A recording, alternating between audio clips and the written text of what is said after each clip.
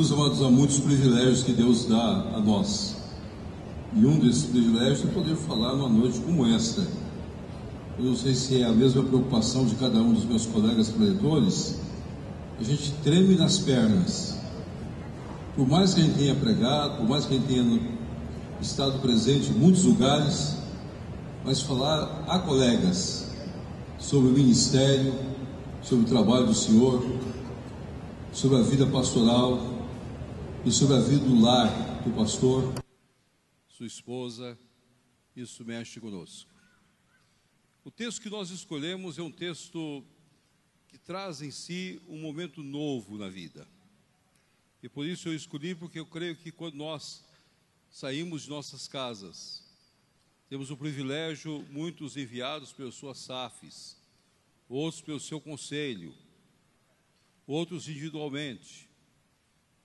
E temos condições de vir para um lugar como este, para pensar o nosso ministério, para estar ao lado da nossa esposa, para segurar firme a sua mão, para fazer uma nova declaração de amor para a nossa esposa. E nós fazemos isso todos os dias, muitas vezes, mas é muito necessário que nós temos momentos especiais nas nossas vidas. Quando a SAF propôs isso, ela propôs dentro de um ministério de cuidado do pastor, da sua esposa e da sua vida conjugal. Eu creio que a SAF foi muito feliz nas suas colocações. E eu louvo a Deus por isso. E louvo a Deus pela iniciativa da SAF, e louvo a Deus pela vinda de cada um dos meus queridos irmãos. Mas o texto que nós escolhemos é Josué capítulo 24. E eu gostaria de te dar algumas conclusões desse texto, olhando principalmente na expressão central desse texto. Quando Josué olha para o povo de Israel, procura rever a história deste povo. Os irmãos olharem, Josué vai contando a história deste povo, e nós vamos deixar para ler esse texto um pouco mais tarde. Mas ele coloca para nós, no verso 15, uma das coisas mais lindas. Eu gostaria que a igreja se colocasse em pé, cada um de nós, e todos nós, pastores, esposas, pudéssemos ler o verso 15, todos juntos, em uma só voz. Porém, se vos parece mal servir ao Senhor, escolhi hoje a quem sirvais, se aos deuses a quem serviram vossos pais, que estavam da além do Eufrates, ou aos deuses dos amorreus, em cuja terra habitais. Eu e a minha casa serviremos ao Senhor. Agora, meu querido, segure na mão da sua esposa, ou mesmo hipoteticamente, segure na mão dela. Se ela não estiver perto de você, hipoteticamente, a minha está ali sentadinha, hipoteticamente, eu segurando a mão dela, e fala junto agora com ela: eu e minha casa serviremos ao Senhor. Ó Pai, dá a nós o entendimento, para que nós possamos falar de acordo com a Tua graça e Teu poder. Ministra para nós esta hora, para que nós entendamos a Tua palavra e a coloquemos em prática nas nossas vidas, de acordo com a vontade de Deus, de acordo com a vontade soberana do Senhor, em nome do Teu Filho Jesus. Amém. Podemos sentar, meus queridos. Alguns irmãos estão começando o ministério, alguns irmãos já estão no ministério há 10 anos, alguns há 20 anos, alguns há 30 anos, alguns há 40 anos, alguns aos 50 anos, alguns estão chegando aos 60 anos de ministério. Todos nós temos uma caminhada em nossas vidas, e uma caminhada marcada por muitas experiências dadas por Deus. Alguns estão casados há 1 ano, outros casados há 10 anos, 20 anos, 30 anos, 40 anos, outros há 50 anos, outros há 55 anos de casados. Alguns irmãos mais velhos estão conosco. Todos nós temos tido uma caminhada com a nossa esposa. Vimos nossos filhos, nós estamos vindo agora, estamos olhando os nossos netos. Possivelmente alguns irmãos têm sentido a alegria de já poder carregar no seu colo o seu bisneto, na experiência dada por Deus. São histórias de pastores, de esposos de pastores, no decorrer da vida. O texto sagrado escreve para nós a história do povo de Israel. Josué faz questão no capítulo 24, na sua mensagem, deixar bem claro uma recordação histórica deste povo. Cada momento, desde a saída de Abraão, como Deus cuidou dele, como Deus dirigiu, como Deus formou a nação, até a chegada do Egito, a libertação do Egito, o enfrentamento, até o dia que agora estavam diante de todas as coisas, tinham conquistado a terra que Deus deu, a terra das promessas. E é neste dia, depois de uma longa caminhada, de mais de 40 anos, em que Josué convida o povo: eu e a minha casa serviremos ao Senhor. Eu creio que nós podemos aprender algumas coisas nas nossas vidas. Quando nós olhamos a vida conjugal, nós vamos descobrindo que a vida do pastor, ela enfrenta algumas dificuldades que só nós pastores conhecemos. Só nós pastores convivemos com elas. A primeira delas é como nós podemos conciliar as promessas de Deus e a realidade pastoral. Muitas vezes é difícil para nós. Por isso muitos pastores entram em crise no seu ministério. Porque ele começa a ver algumas coisas que ele gostaria que fossem mais rápidas. O mesmo aconteceu na história de Israel. Abraão gostaria que as coisas tivessem acontecido de uma forma bem mais rápida que aconteceu. Deus lhe prometeu dar uma geração que pudesse ser tão numerosa como as estrelas dos céus, como as pedras ou como a areia do mar. Mas Deus só lhe deu um filho. E mesmo lhe dando um filho, Deus pediu o seu filho. E Abraão teve de consagrar o seu filho. E quando ele leva o seu filho para o sacrifício, Deus, a sua graça, levanta o cordeiro. E a história então continua com Isaac, seu casamento, sua família, seus descendentes, e assim vai a história desse povo no decorrer dos anos. Mas como conciliar, meus amados? O maior estresse pastoral é quando nós vivemos das promessas, nós pregamos as promessas, mas nós entramos em nossas casas, nós convivemos com realidades. E muitas vezes essas realidades são tão claras para nós. Eu me lembro de um colega que um dia, à madrugada, me ligou e disse: pastor, eu gostaria de chorar com o senhor. Disse: chore, meu querido. E depois de ele ter chorado, ter aberto o coração, disse: infelizmente, não sei o que Deus quer para mim. Deus me prometeu um campo. Eu vim para este campo com promessa de Deus. Chegando aqui, senti como a terra que Deus prometeu. Mas no segundo ano meu de ministério, o conselho dirige-me a palavra dizendo que eu devo ir para outra região.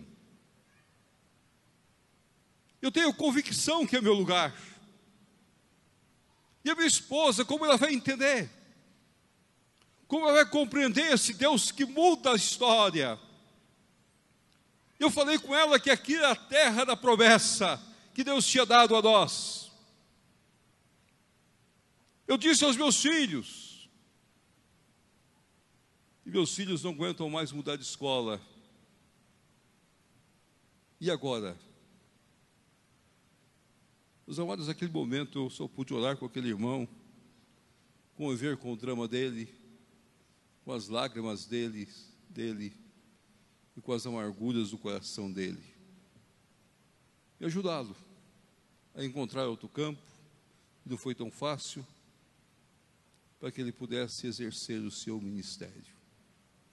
E pudesse exercer com fidelidade entendendo que aquele outro campo também é a terra da promessa de Deus.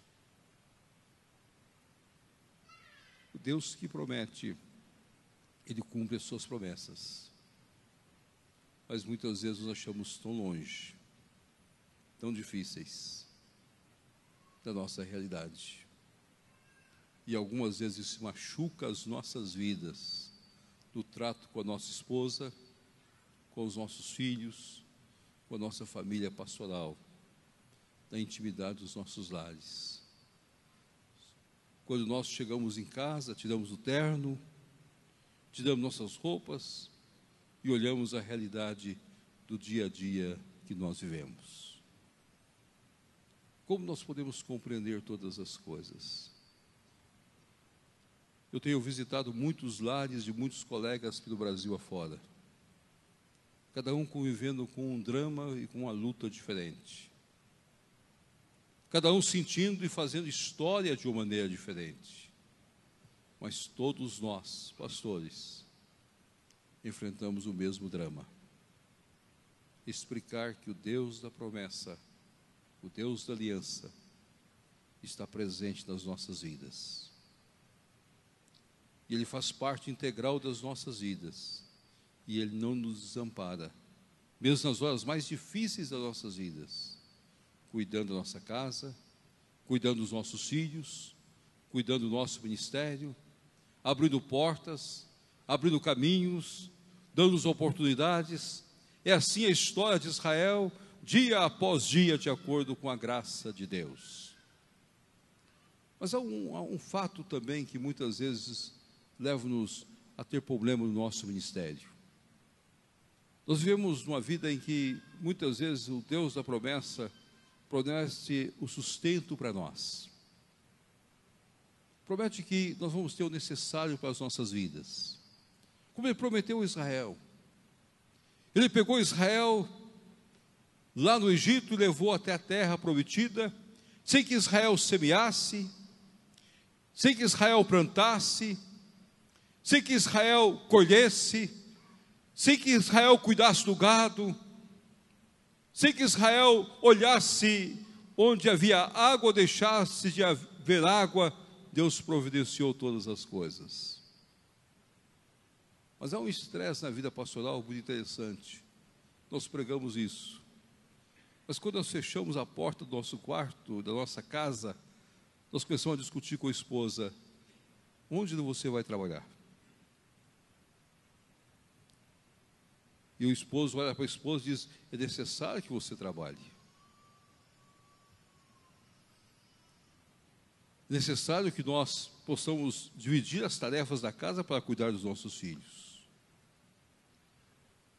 Por melhor que seja o meu salário não dá para cobrir os nossos sonhos.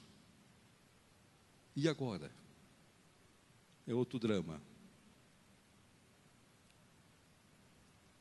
O maior problema pastoral no Brasil refere-se à questão financeira. Tanto igrejas grandes como igrejas pequenas. Nas igrejas grandes, muitas vezes o pastor convive com as dívidas, porque ele começa a olhar as famílias que têm mais recursos, e ele sente o desafio de querer acompanhar essas famílias. E ele não consegue.